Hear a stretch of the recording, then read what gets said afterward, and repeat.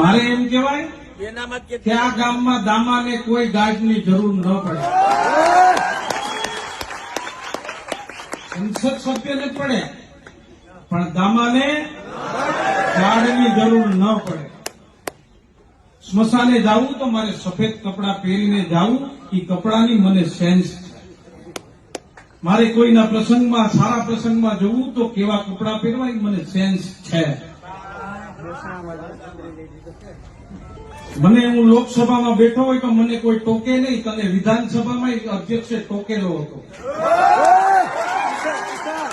કેવા કપડા પહેરવા એનું સભાનતા વિધાનસભાના સભ્યને હોવું જોઈએ.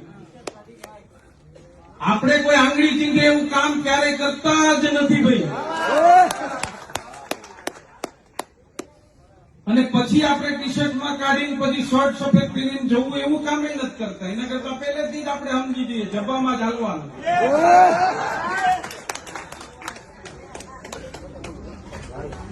પણ મારે વિશેષ કઈ નથી